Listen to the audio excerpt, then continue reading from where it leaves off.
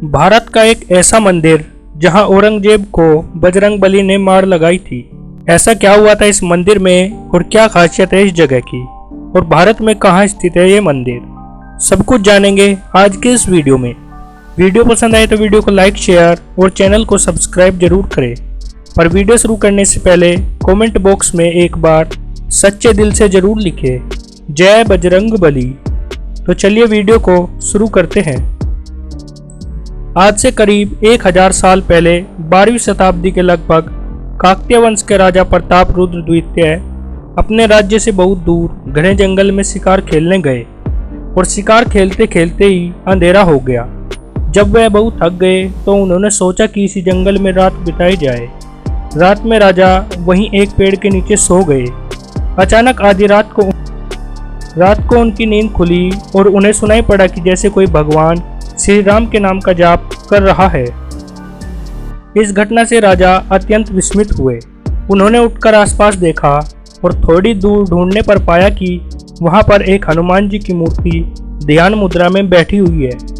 उस मूर्ति में अवर्णनीय आकर्षण था।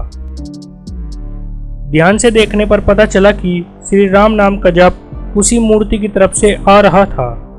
जब राजा को यह एहसास हुआ कि यह मूर्ति नहीं स्वयं हनुमान जी है, तब राजा प्रतापरुद्र ने तुरंत उस मूर्ति के आगे सिर झुकाकर प्रणाम किया और राजा बहुत देर तक श्रद्धापूर्वक उसी मूर्ति के आगे प्रार्थना की मुद्रा में बैठा रहा और फिर वापस सोने चला गया। जब राजा को गहरी नींद आई तो उसके सपने में स्वयं हनुमान जी प्रकट हुए और राजा से कहा कि वह यहाँ पर उनका एक मंदिर बनाए। स्वप्न देखकर राजा की नींद खुल गई और वह वहां से तुरंत अपने राज्य की ओर निकल पड़ा। अपने राज्य में पहुंचकर राजा ने अपने समस्त मंत्रियों, सलाहकारों और विद्वानों को बुलाकर एक विशेष सभा बुलाई और उसमें अपने सपने के बारे में बताया। राजा द्वारा बताए हुए स्वप्न से सभी लोग आश्चर्यचकित हुए और सभी ने एक सुर में कहा, निश्चित रूप से यह आपके लिए बहुत ही शुभ स्वप्न है और इससे आपका कीर्तिवर्धन होगा और आपका राज्य निरंतर उन्नति करेगा। आपको तुरंत यहाँ पर एक मंदिर बनाना चाहिए। ठीक उसी स्थान पर जहाँ राजा ने श्री हनुमान जी की मूर्ति को भगवान श्री राम का जाप करते देखा था, वहाँ एक बहुत ही सुंदर मंदिर का निर्माण कराया गया। हनुमान जी के इस मंदिर को नाम दिया गया ध्यानंजय स्वामी मंदिर। इस दैवीय घटना के लगभग 500 वर्ष बाद अबुल मुजफ्फर मोहिउद्दीन मोहम्मद औरंगजेब, जिसे औरंगजेब के नाम से ही सर्वस्व ख्याति प्राप्त थी, मुगल सल्तनत का बादशाह बना। इस दुष्ट, लालची और क्रूर औरंगजेब का एक और नाम था आलमगीर, जिसका मतलब होता है विश्व विजेता। इस आलमगीर औरंगजेब के सिर्फ 2 ही मकसद थे, भारतीय महाद्वीप पर अपना मुगल साम्राज्य फैलाना और हिंदू धर्म का समापन कर सभी जगह इस्लाम का विस्तारवाद। इतिहासकारों के अनुसार औरंगजेब ने हिंदुओं के 15 मुख्य मंदिर तोड़े और तोड़ने का प्रयास किया, जिसमें काशी विश्वनाथ, सोमनाथ और केशव देव मंदिर भी है। औरंगजेब समेत मुगल काल में 60,000 से भी अधिक मंदिर ध्वस्त कर दिए गए थे, जिनमें सबसे अधिक हानि औरंगजेब के समय ही हुई थी। उसका सबसे बड़ा निशाना था गोलकुंडा का किला, क्योंकि बेहद बेशकीमती हीरे जवाहरातों से भरे खजानों से वो दुनिया का सबसे अमीर किलों और राज्यों में से एक था और वहाँ कुतुब शाही वंश का राज्य कायम था। सन 1687 में उसने गोलकुंडा के किले पर अपना कब्जा जमा लिया। गोलकुंडा का किला धन से भले ही सबसे अमीर था, पर वहाँ के सुल्तान की शक्ति और सैन्य बल औरंगजेब के सामने बेहद कमजोर थी। किले पर कब्जे के बाद उसने वहां के मंदिरों को ध्वस्त करने का अभियान शुरू किया।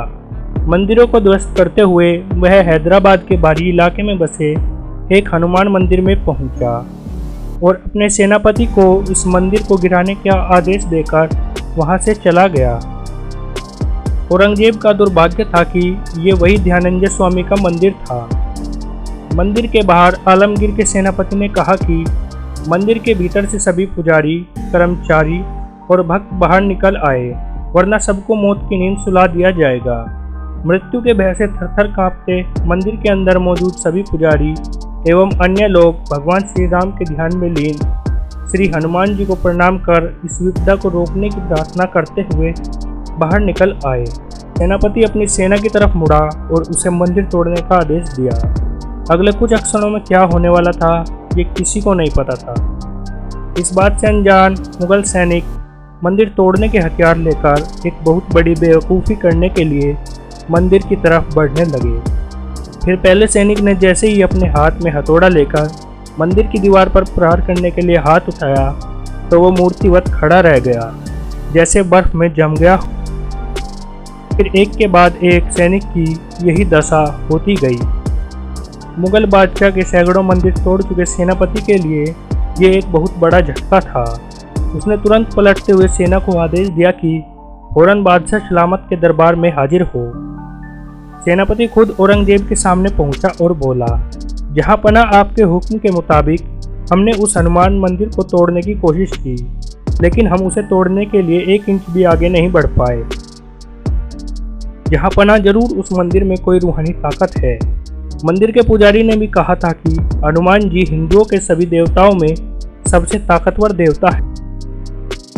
अगले दिन सुबह आलमगीर औरंगजेब एक बड़े से लश्कर के साथ उस हनुमान मंदिर को तोड़ने के लिए चल पड़ा और जैसे ही उसने दीवार तोड़ने के लिए हथौड़े से प्रहार करने के लिए हाथ उठाया तो उसे मंदिर के भीतर से एक भीषण गर्जना सुनाई पड़ी।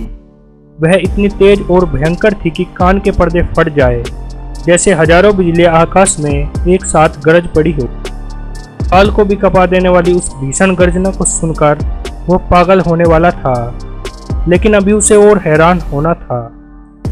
उस भीषण गर्जना के बाद मंदिर से आवाज आई, अगर मंदिर तोड़ना चाहते हो राजन तो कर मन घाट, यानी हे राजा अगर मंदिर तोड़ना चाहते हो तो पहले दिल मजबूत करो।